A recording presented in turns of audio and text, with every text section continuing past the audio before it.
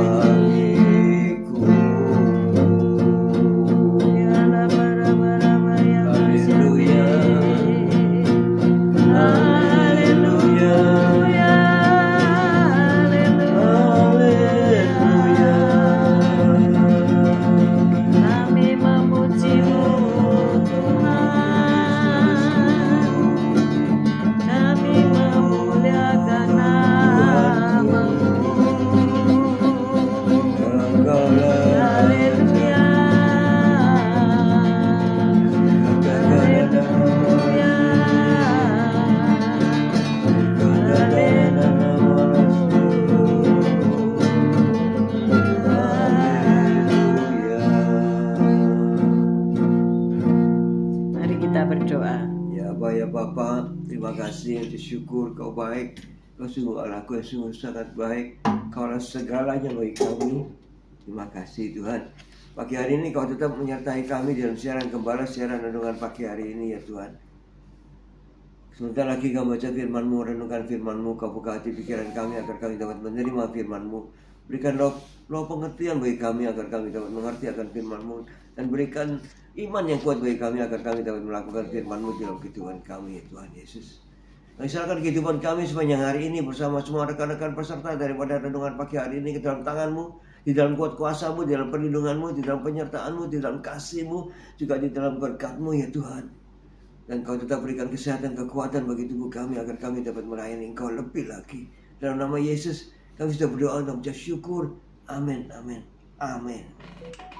Amin. Selamat pagi Bu Foni, good morning Pak Hartono, Bu Esterlin, selamat pagi. Sydney, Marta, Martin, selamat pagi. Bu Sepsi, Esther, Pak Anton, selamat pagi.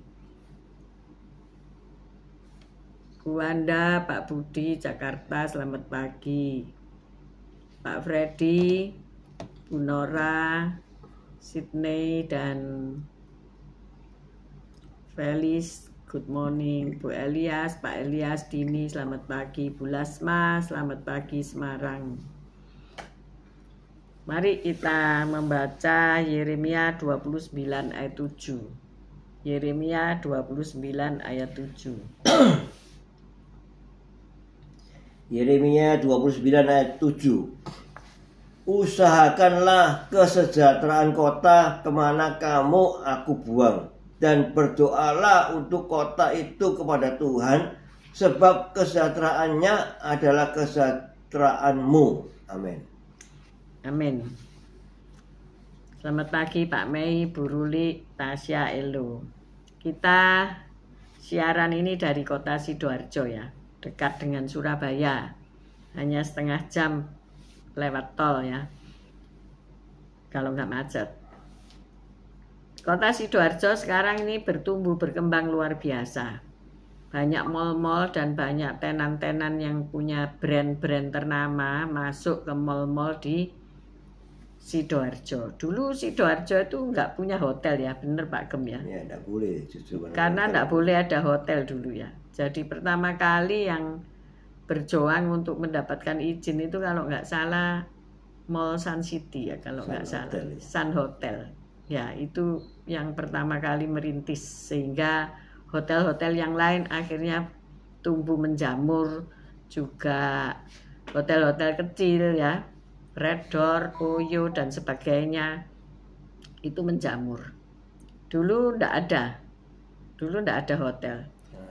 Sekarang Sidoarjo terkenal sebagai kota santri ya. Ya, kota santri, jadi kota yang beribadah, kota yang penuh dengan orang-orang yang mengasihi Allah ya. Jadi untuk hal-hal yang negatif itu ya kita nggak tahu, dulu sudah ada hal-hal negatif atau enggak, kita nggak tahu ya. Baca saja sejarah kota Sidoarjo, tentu hal-hal negatif itu dari sejak zaman purba itu pasti ada lah ya. Tapi nggak diekspos ataupun tidak marak ya, tidak terbuka seperti saat ini karena adanya medsos, sehingga semua orang tahu bagaimana keadaan kota masing-masing ya. Di Sydney pun orang bisa tahu bagaimana orang-orang keadaannya di sana ya. Bu Esterlin sekarang ada di sana ya, mungkin dia kedinginan. Selamat pagi Bu Rima, Pak Anton, selamat pagi Stefanus, selamat pagi semuanya. Nah, kita harus tahu keadaan kota yang kita diami, dan kita tidak bisa ngomel-ngomel terhadap kota yang kita diami itu ya. Misalnya contoh, wah kok macet, oh jalannya kok berlubang, oh terus marah-marah dengan pemimpin yang ada ya. Oh PKL-nya nggak bisa diatur, oh begini begitu. Pokoknya itu namanya apa ya, melampiaskan isi hati yang dongkol karena kotanya ndak indah, kata kotanya ndak bersih dan sebagainya. Daripada ngomel-ngomel begitu, lebih baik muka rumah saudara-saudara bersihkan masing-masing. Amin. Diberi contoh teladan ya. supaya lingkungan saudara tinggal itu menjadi bersih, rapi, dan tertib, kan begitu. Kita kalau membersihkan biasanya di halaman di depan rumah kita saja, tapi di seberang rumah itu tidak dibersihkan. Sama saja nanti. Ya, ini boleh. Kena angin masuk masuk lagi ke sini ya. Semua itu di depan juga di seberangnya ini dibersihkan semuanya. Kalau Pak Gem ini membersihkan ruko itu kiri, kanan, muka ya. Iya. Tapi karena dengan di samping membersihkan ruko gereja itu kanan kiri itu kosong gitu. Jadi saya kalau nyapu ya harus 4 ruko sekarang ini, harus 4 ruko harus disapu. Karena 2 kosong di kanan, 2 kosong di kanan, 1 kosong di kiri. Sekarang 2 kosong di kiri.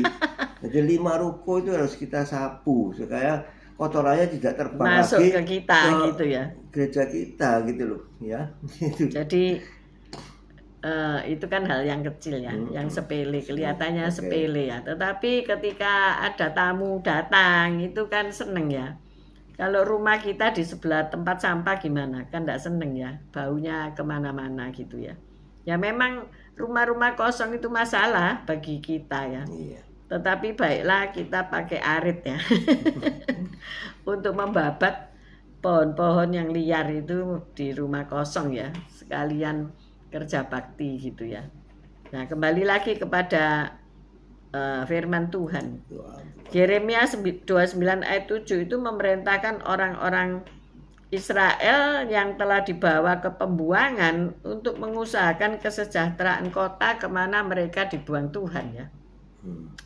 Jadi walaupun mereka sebagai tawanan, mereka sebagai orang yang terikat, orang yang terzolimi, orang yang terpinggirkan, tetapi mereka harus berusaha untuk mensejahterakan kotanya. Lah bagaimana mungkin ini ya? Mungkin enggak kita sebagai rakyat biasa ikut mensejahterakan kota kita. Kita tidak duduk di kursi pimpinan ya. Bisa saudara-saudara. Kalau kita mau bisa. Kita bisa membangun gotong royong, bukan untuk menumbangkan pemerintahan yang ada, tetapi untuk membangun, yaitu apa? Minimal membersihkan lingkungan ya. Sampah-sampah itu ikut dibersihkan. Nah, bagaimana kita bertindak ya? Karena dikatakan kesejahteraan kota itu adalah kesejahteraanmu. Benar juga ya. Kalau lingkungan kita penuh sampah, kumuh, kalau kita melihat televisi itu menyorot gang-gang kota-kota lah. Kalau lingkungannya itu bersih, rapi, indah dan tertib, tentu enggak ada penyakit ya. Sampai diadakan perlombaan tuh kampung yang paling indah. Ya, itu memotivasi ya. Kita. Pemerintah memotivasi rakyat untuk ikut serta melestarikan lingkungannya, memperindah lingkungannya. Sekarang Surabaya ada itu loh. Apa itu? Kota kuno ya, kota lama diaktifkan kembali ya. Kalau saudara memang berjalan ya di Sidoarjo ini ada satu jalanan yang sepi dan mati ya. Ada banyak jalanan sepi dan mati itu isinya rumah-rumah kuno ya. Toko-toko yang istilahnya bukan mall ya, toko-toko pribadi yang ya cuma grosir aja ya, enggak ada pembeli, tapi mereka karena tinggal di situ maka ya dibuka aja gitu ya. Daerah-daerah yang dulu mungkin ramai, sekarang ditinggalkan orang pindah ke daerah baru, ke rumah-rumah baru. Nah ini kan masalah ya bagi pemerintah kota ya. Karena jadinya yang ditinggalkan jadi horor gitu. Jadi kumuh gitu ya. Nah ini perlu daripada kita rakyat untuk apa? Pertama, berdoa ya. Miliki hati bagi kota Anda. Saya juga bingung kalau ada orang yang berkata, waduh ngomel-ngomel pada kota Sidoarjo, padahal rumahnya dia itu di Sidoarjo. Tak pikir orang model kayak gini nih, tidak mungkin kerasan ya di sini. Dan tidak mungkin ada berkat Tuhan kalau dia ngomel-ngomel di kota ya. Tetapi ketika kota ini diberikan kepada kita oleh Tuhan, seperti Yeremia 29 ayat 7 tadi, ya diusahakan kesejahteraannya bagaimana. Yang pertama yaitu berdoa. Mendoakan kota kita ya. Pernah enggak saudara mendoakan kota-kota? Kalau belum, mulai hari ini ya. Doakan kota-kota di mana anak-anakmu tinggal, di mana para orang tuamu tinggal dan sebagainya ya. miliki hati bagi kota Anda. Yang pertama. Yang kedua, berhenti mengutuki kota, mulai memberkati kota ya. Jangan ngomel-ngomel, waduh ini terlalu banyak iklan, waduh ini gini gitu. Nggak usah ngomel-ngomel seperti itu, tapi utarakan ya kepada Tuhan, atau lebih baik diutarakan kepada RT RW setempat atau Pak Lurah ya, atau ini kok kotor begini, ini kok sungainya macet. Nah, kalau banjir-banjir itu ya, tapi sebelum banjir itu saya lihat sungai-sungai di Sidoarjo. Lah wong saudara-saudara penuh tas kresek ya. Penuh tas kresek, penuh sampah. Lah ini kalau Dinas Kebersihan Kota tidak bekerja keras sebelum hujan, ya banjir saudara. Makanya lebih baik ditutup ya. Seperti kota Surabaya itu dibuatin gorong-gorong gede, kemudian sungai ditutup, jadi nggak ada yang ngotori sungai gitu ya. Nah itu jalan keluar, satu jalan keluar yang baik, sehingga bisa dijalani orang, terus tidak ada orang yang buang-buang sampah sembarangan. Jembatan sungai itu sampai dibuatkan pagar yang tinggi supaya tidak bisa nguncal. Orang-orang itu nakal juga ya, bawa sepeda motor, bawa kresek, lalu jalan di jembatan sungai itu langsung dilemparkan kreseknya itu ke sungai. Ya, nah sekarang ada CCTV ya, bisa ditangkap tahu orang itu ya, bisa. Karena saya melihat itu kalau di masalah sampah itu saudara klik di Google ya, orang-orang yang dihukum karena membuang sampah di Sidoarjo itu ternyata banyak saudara, orang-orang yang sudah lansia. Mungkin mereka tidak memikirkan nanti kalau banjir ya. Nanti kalau banjir pemerintah diomeli juga kan. Padahal dia yang bikin banjir gitu loh. Bahkan gini ya, saya pernah memergoi. Cuma waktu itu ya ndak bawa handphone terus difoto gitu ya. Terus diviralkan gitu ya. Dulu kan belum zamannya seperti itu. Saya melihat orang naik sepeda motor, kemudian sampahnya itu dibuang di rumahnya orang kaya di Kertajaya ya, entah apa dia ini kepahitan atau bagaimana, atau bermusuhan.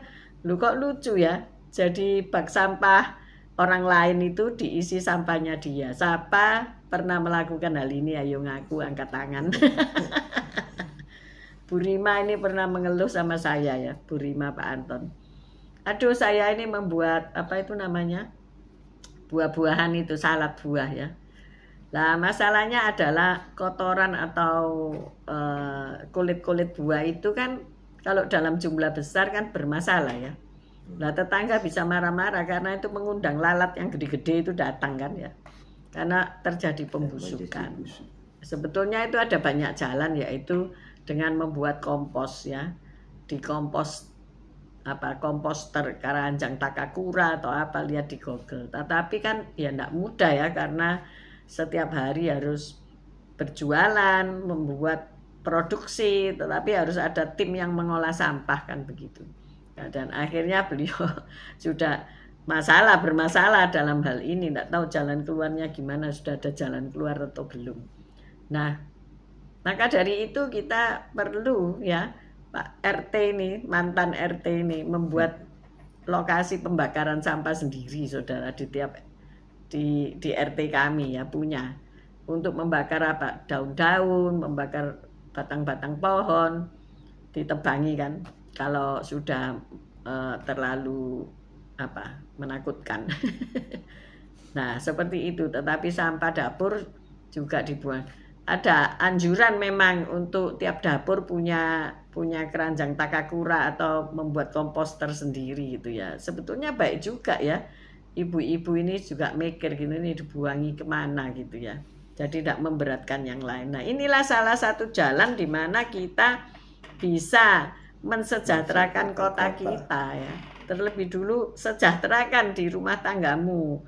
Kotoran-kotoran sampah boleh dipilah-pilah ya. Ini di gereja ada satu keranjang yang ditulisi, gelas ini untuk dijual lagi. Jadi kalau habis minum aqua dibuangin ke situ ya.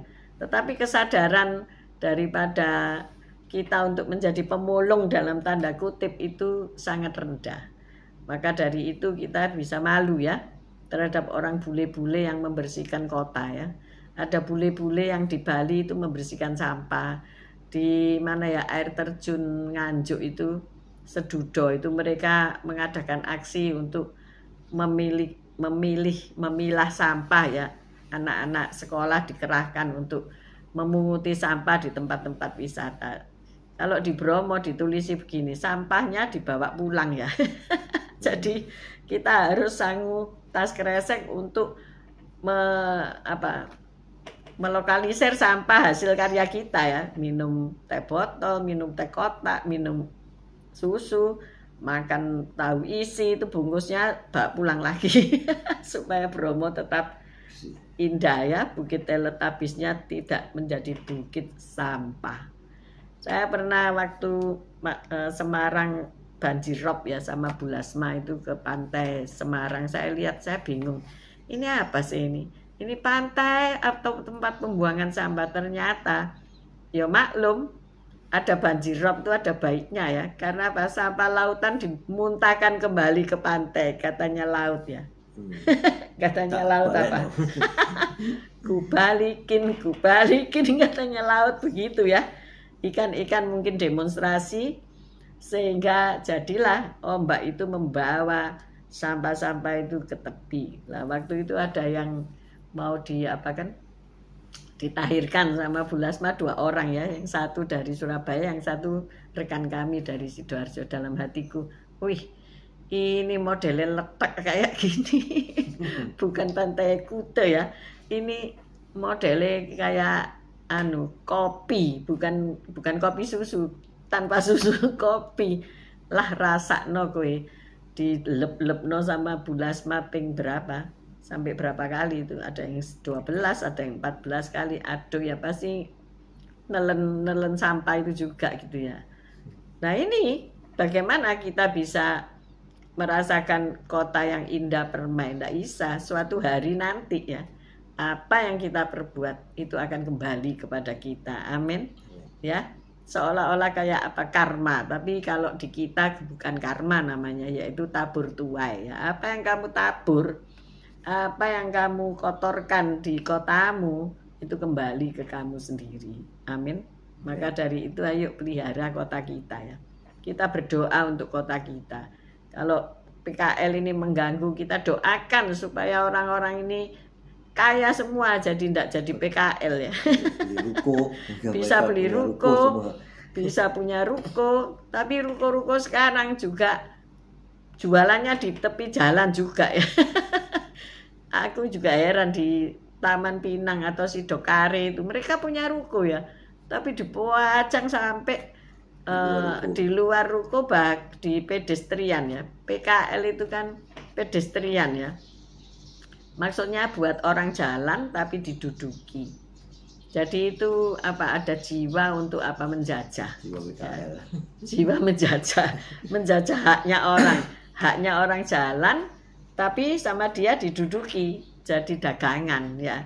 Jadi sifat penjajahan itu kok ada ya di dalam hidup. Ya, nah ini kan harus bertobat ya. Di Pasar Porong itu juga, karena dia sudah punya stand di dalam, tapi di luarnya itu banyak PKL yang dijualan di luar, jadi kan kalah dia. Orang-orang kan beli di PKL itu tidak beli di tokonya, sehingga dia juga keluar ya, jadi PKL juga, sudah punya toko tapi bilang jadi PKL juga untuk jemput bola tadi itu.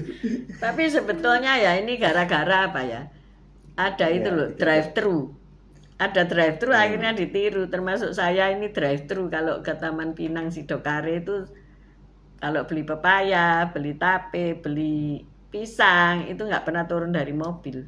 Karena nggak ada tempat parkir. Dan saya merasa nyaman untuk berteriak dari mobil ya. Jadi kaca saya buka.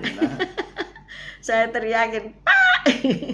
Beli pepaya 2 biji gitu. Nanti ditimbang, dikasihkan. Ya pokoknya transaksinya terjadilah drive-thru ya. Sampai akhirnya Pasar Larangan itu ditulis jalanannya itu drive-thru ya. Kalau sore baru bisa drive-thru, kalau pagi terlalu padat ya. Jadi ada pedagang kiri kanan tuh saudara boleh berteriak gitu. Asik kan ya. Tapi saya juga nikmati ya. Pada akhirnya kita bisa nerima ya. Kemarin beli ubi cilembu juga. Jadi beli pepaya, beli pisang, beli ubi cilembu dari dalam mobil di sepanjang jalan di Sidokari atau Taman Pinang itu teriak doang, teriak saja. Terus sedikit parkir ya enggak bisa parkir karena jalanannya ada motor, ya ada bannernya dia, ya rodok ke tengah gitu ya. Ya sudah, mereka juga ngerti kalau agak terganggu lalu lintasnya, kalau nak mau terganggu jangan lewat situ. Jadi kita nikmati ya kota kita asik-asik aja gitu ya. Tapi jangan lupa ya tetap harus didoakan supaya bisa diperbarui. Mungkin kayak di Belanda dibikin basar ya, ada jalan yang ditutup dibikin basar dengan cenderamata yang indah-indah dan sebagainya. Nah, ini perlu doa supaya para pemimpin mempedulikan masyarakat kota yang terbuang. Nah ini loh, pedulikan masyarakat kota yang terbuang. Ada masyarakat kota yang tidak bisa kerja karena sudah usia lanjut, karena dipecat, karena menjadi janda duda tiba-tiba dan mereka harus bekerja. Bahkan ada ini ya, penyokong ya, urban yang di pinggir ya, yang orang desa itu di desa tidak ada apa-apa sebabnya tidak bisa makan, saudara. Nah ini perlu pemerataan ya. Kok kita jadi anu ya, jadi kayak anggota DPR ya. Kok jadi Menteri Lingkungan Hidup akhirnya. Nah inilah yang kita perlu cermati ya, sehingga pokok-pokok doa kita bisa tepat sasaran. Kemarin Pak Henry ya bersaksi bahwa ketika kita mendoakan Sumatera ya, ada sebuah gereja yang jalanannya itu Bletok, Lempung, Makadam, pokoknya wis ndak bisa dijalani orang lah dengan enak. Kita berdoa, tim doa jam 4 pagi itu berdoa untuk kota pendeta kita yang di Sumatera ini. Nggak taunya untuk Bu Elsa ya, gerejanya Bu Elsa di mana, Padang atau mana gitu, Sumatera. Enggak taunya sekarang di aspal loh. Enggak ada yang luar biasa sampai kita ya heran. Mosok seiso. Kita yang berdoa aja sampai heran. Iya tak? Kita waktu mendoakan ya sambil berpikir, wih sopo sing katene ngaspal? Siapa yang mau aspal jalanan ke perkebunan sawit ya toh? Begitu berapa puluh kilometer, tetapi tidak ada yang mustahil bagi Tuhan. Amin. Amin. Bagi manusia memang kita pikir gak mungkin lah ini, tapi ya kita tetap berdoa saja, bertalu-talu berdoa. Setelah waktu kita di Surabaya juga pernah di daerah nomor Permai itu ya, jalannya sudah rusak, bolong semua. Tapi suatu hari dibikin betul jalan itu, luar biasa ini di jalan. Karena apa?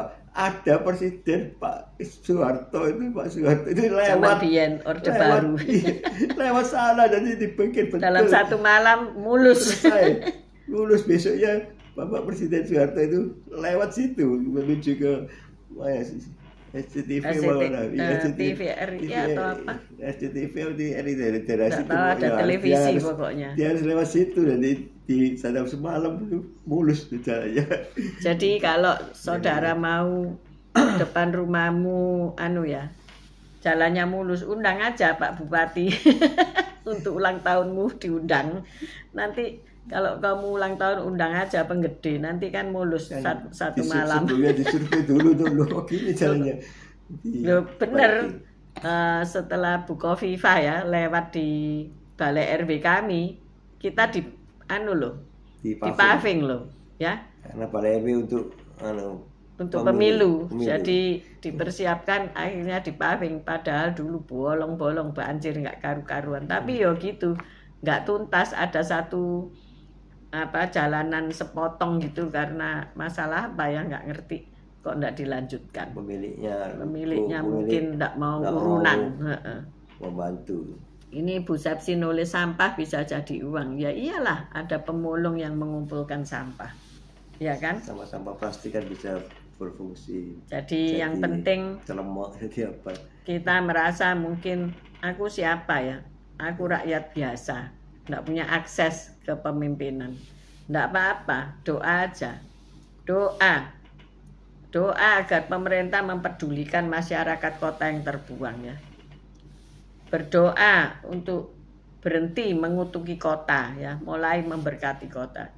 Dalam doa itu berkati kotamu. Aku memberkati Sidoarjo, aku memberkati Sydney, aku memberkati Jakarta, aku memberkati New York, aku memberkati kota-kota di mana engkau kenal ataupun tidak kenal. Bila perlu peta dunia itu digeber, saudara-saudara ya.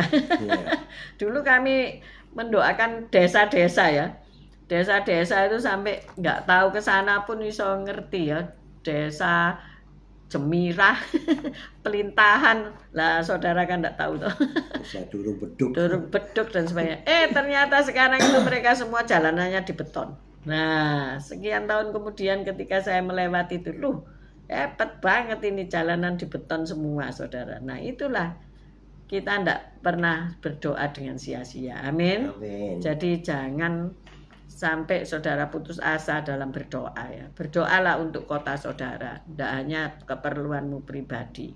Jadi yang pertama, miliki hati bagi kota Anda. Kalau Anda ditaruh di situ untuk tinggal hidup di situ, bermata pencaharian di situ, why not? Kok kamu mengutuki kotamu? Berkati kotamu sehingga engkau juga hidup damai sejahtera di situ. Amin. Amin. Terus yang terakhir yaitu peduli, didoakan masyarakat yang terbuang agar mereka juga menikmati damai sejahtera kotamu. Amin. Amin. Mari kita berdoa. Haleluya. Makasih Tuhan Yesus atas firman-Mu yang direma dalam kehidupan kami ya Tuhan. Kami mau tetap berdoa untuk kota di mana kami tinggal Tuhan. Itu juga untuk kota-kota lain di mana sana ada anak kami yang tinggal di sana, ada orang tua kami, saudara kami yang tinggal di sana. Kami selalu mendoakan kesejahteraan kota itu, sehingga yang tinggal di kota itu semuanya memperoleh kesejahteraan mereka, sehingga ada kesejahteraan, ada kebersihan kota yang mengakibatkan juga kesehatan bagi kita terjamin dengan adanya kota yang sejahtera, ada kota yang bersih, sehingga kehidupan kita juga menjadi nyaman di kota itu, dan juga untuk saudara-saudara kita yang tinggal di sana menjadi sejahtera karena kotanya jadi kota yang bersih, kota yang indah, kota yang aman. Dan itulah perlunya kita berdoa untuk kota-kota di mana ada di sana famili kita, ada di sana rekan-rekan kita yang tinggal di sana. Terima kasih Tuhan Yesus kalau Kau sudah sejahterakan kota-kota itu, sehingga semua penduduk yang tinggal di kota-kota itu memperoleh kesejahteraan, memperoleh menikmati kebersihan kota, sehingga mereka dapat hidup sehat. Dan syukur, terima kasih Tuhan, sehingga kami selalu berdoa untuk kesejahteraan kota. Terima kasih Tuhan, haleluya. Juga kesejahteraan negara kami. Terima kasih Tuhan, haleluya. Dalam nama Yesus kami sudah berdoa dan syukur. Amin, amin, amin. Bapak, terima kasih Engkau sudah memberi kota kami, di mana kota kami yang kami tinggali adalah pilihan-Mu untuk kami. Kami percaya, kami mau mencintai kota kami percaya firman-Mu, kami mulai berdoa untuk kota kami. Kami percaya ada kemajuan kota kami, ada keindahan di kota kami, dan kota kami damai sejahtera. Berkati para pemimpin kota kami, berkati para RW dan RT kota kami, Pak Lurah, Pak Camat, dan semuanya, Pak Bupati, di kota kami masing-masing. Tuhan berkati. Memang tidak mudah untuk memimpin sebuah kota dengan keanekaragaman budaya dan masyarakatnya. Tuhan tolong agar masyarakat juga berubah, mau memperbaiki lingkungan masing-masing dan bekerja untuk kemuliaan nama Tuhan, supaya tidak ada pengangguran, supaya tidak ada kejahatan, supaya tidak ada narkoba, apapun aliran-aliran garis keras apapun yang ada di kota kami. Engkau Tuhan yang menyingkirkannya agar kota kami damai sejahtera. Untuk itu kami mengangkat kedua belah tangan kami untuk dapat menerima berkat-berkat-Mu. Haleluya. Tuhan memberkati engkau, Tuhan melindungi engkau, Tuhan menyinari engkau dengan wajah-Nya dan memberikan engkau kasih karunia. Tuhan menghadapkan wajahnya kepadamu dan memberikan kau damai sejahtera. Terimalah berkat dari Allah Bapa, Putra dan Roh Kudus, berkat kasih, sukacita, damai sejahtera mulai pagi hari ini sampai Maranatha. Tuhan Yesus datang untuk kedua kalinya, bahkan sampai selama-lamanya. Mari yang sudah menerima berkat Tuhan katakan bersama, amin, amin, amin. Tuhan Yesus memberkati. Sampai ketemu besok. God bless you all. Thank you. Bye bye.